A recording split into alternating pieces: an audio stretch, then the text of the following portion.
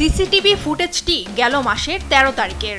ঘড়ির কাঁটায় তখন রাত ২:৩০। নগরীর ডবলমুরিং এলাকার পীরবাড়িতে দলবল নিয়ে চুরি করতে ঢোকে নূরনবী সাকিব। এ সময় পীরবাড়ির তলার জানালার গ্রিল কেটে চুরি করে হজ করতে যাওয়ার জমানো ১৮,৮০,০০০ টাকা ও ২৩ ভরি স্বর্ণালংকার।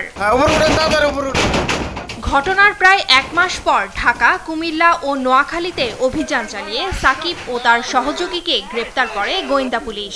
তাদের কাছ থেকে উদ্ধার করা হয় প্রায় ১৪ ভরি স্বর্ণ ও ২ লাখ টাকা। প্রায় ১৪ লাখ টাকা প্যাডার করার কথা ছিল, কিন্তু ৯ তারিখ বৃহস্পতিবার ৫টা বেজে যাওয়াতে আমি প্যাডারটা করতে পারিনি।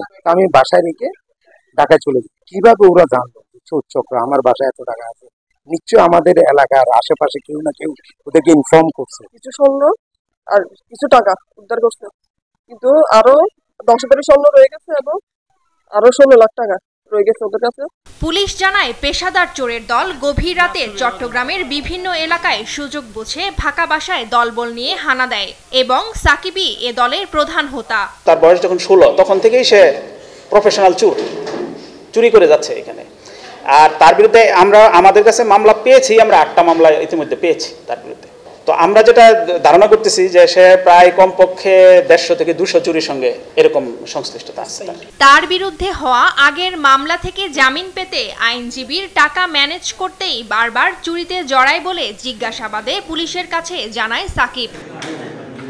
সম্প্রতি চট্টগ্রামের বিভিন্ন স্থানে সাকিব অন্তত শতাধিক চুরির ঘটনা ঘটিয়েছে।